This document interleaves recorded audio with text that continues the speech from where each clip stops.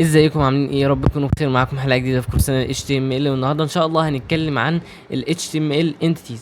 ايه ال HTML entities؟ مبدئيا كده ال HTML entities ده لما انت مثلا تبقى عايز تكتب دبل كوتس او تكتب كوت مثلا. يعني انت بس عايز تعمل الحركه دي كده، عايز تكتب H1 مثلا، هتكتب فيه I am a web developer مثلا. تيجي تعمل كده، هتلاحظ لما انت كتبت الكلمه كتبت عادي، مفيش مشكله معاك. في علامات انت مش هينفع تكتبها، لما انت تيجي تكتبها بعد كده مش هينفع تكتبها ليه؟ ل... في علامات لما انت تيجي تكتبها هيبقى غير مسموح انك تكتبها، ومن ضمنها علامه علامه اللي هي الكود دي، اللي هي سنجل كود. لانها ممكن تقول كده محظوره، بس ليها اختصارات تانية ممكن تكتبها.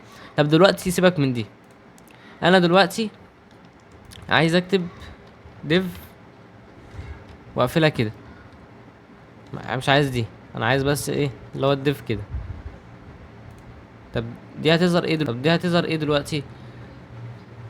لو لاحظت هي مش هتظهر حاجه خالص، لانك اصلا هو واخدها على انها كود. فانت هيبقى في علامات عندك كده اكيده في ال HTML. لما تيجي تحاول تكتبها هتلاقي ان هي اصلا مستحيل تكتبها، لانها اصلا ممكن تقول keywords معروفه في ال HTML معرفه، بتأدي وظيفه معينه. ممكن تكون تاج اصلا لو زي الديف كده، فهو ممكن تكون وظيفه. فانت دلوقتي انت لو عايز تعمل الحاجات دي، الحاجات اللي هي المحظور انك تكتبها، او الحاجات اللي هي كيوردز محظور انك تكتبها برضك، وعايز تحطها مثلا في البرنامج بتاعك او تحطها في الموقع بتاعك، تعمل كده ازاي؟ في حاجه عندنا اسمها ال HTML entities. ايه هي ال HTML entities؟ بقى سينتاكس معين بتكتب بيه الكلام ده بحيث انه يؤدي لك نفس الوظيفه، ويعني ممكن يقول بيجنبك بقى حكايه انك تتعارض بقى مع الممنوعات، بحيث انك لما بعد كده لما نشتغل بقى في الحاجات المتطوره زي الرياكت والنكست جي اس، هيقول لك لما تيجي تعمل بيلد او تشغل تعمل ديبلوي الموقع بتاعك ترفعه على النت، هيقول لك دي غير مسموح بكتابتها. هتحاول تكتب انت بقى ال HTML entities، او الحاجات المعرفات. يعني entities دي اللي هي المعرفات، اللي هي التعريفات اللي انت بتكتبها بحيث انك تعرفه انك هتكتب الكود ده او هتكتب الحرف ده. اول حاجه انت ممكن تستخدمها او هتستخدمها بشكل كبير جدا، وهي السنجل كود او الدبل كود. خلينا نبدا بالدبل كود. انت دلوقتي عايز تعمل مثلا ايه؟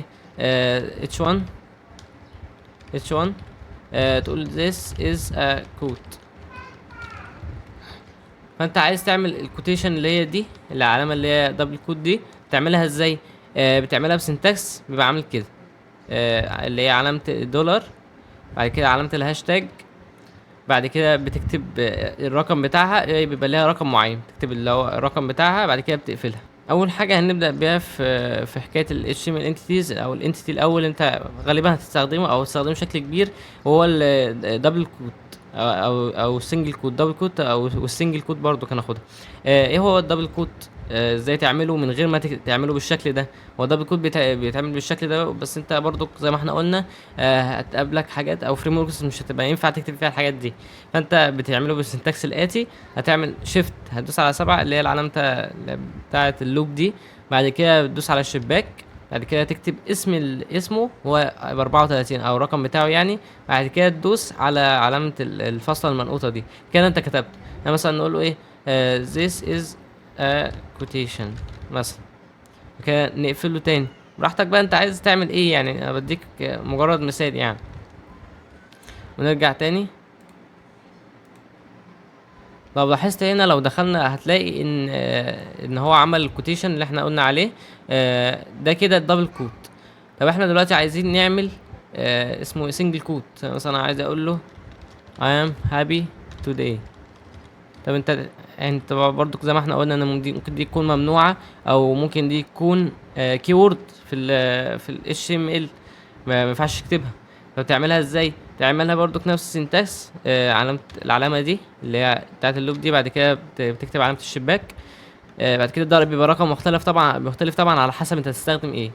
كده سيف. طبعا عذرا هي تبقى 39 مش 38. تيجي نشوف تاني كده هتلاقي I am happy today. ده كده عرفنا ايه هو السنجل كود والدبل كود.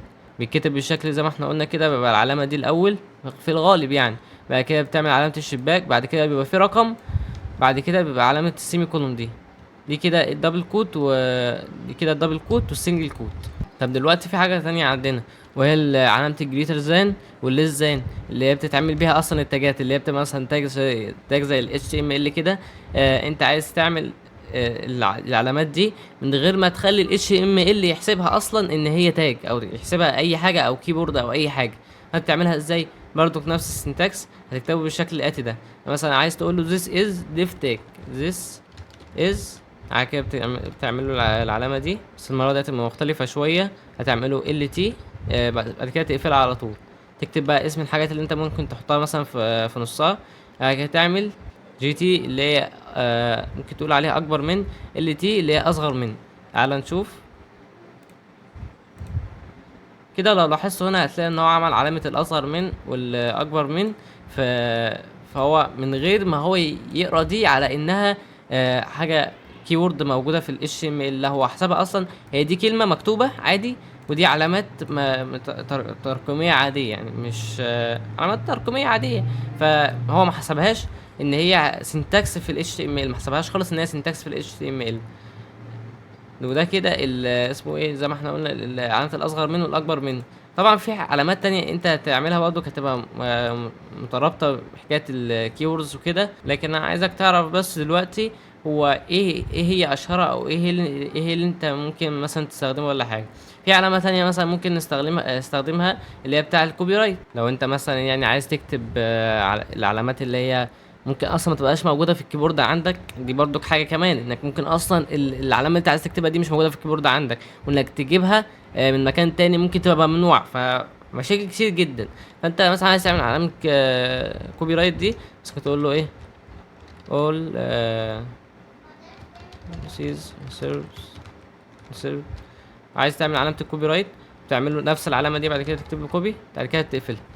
يلا لما نيجي نشوف هتلاقي جاب لك العلامه بتاعه الكوبي رايت. طبعا هيبقى في علامات كتير جدا. طبعا الفيديو لا يعني ايه لا يتسع ان احنا نذكر كل العلامات بتاعه ال HTML entities او التعريفات بتاعه ال HTML. عشان كده انا جبت لك موقع جاهز بتجيب من خلاله كل العلامات، او كل الحروف وكل الارقام وكل العلامات اللي انت ممكن تحتاجها. الموقع ده انا هسيب لك اللينك بتاعه في الكومنت. اسمه free formatter html entities.html. هو عباره عن يعني ممكن تقول دوكيومنتيشن كده لكل الانتيتيز اللي موجوده في ال HTML. وانت ممكن تبحث بعد كده عليه بقى على الانتيتي اللي انت عايزها او المعرف اللي انت عايزه عشان تعمل حاجه معينه مثلا انت مش هتعرف تعملها من غيره. وبس كده، متنساش تعمل لايك وسبسكرايب وشير، والسلام عليكم ورحمه الله وبركاته.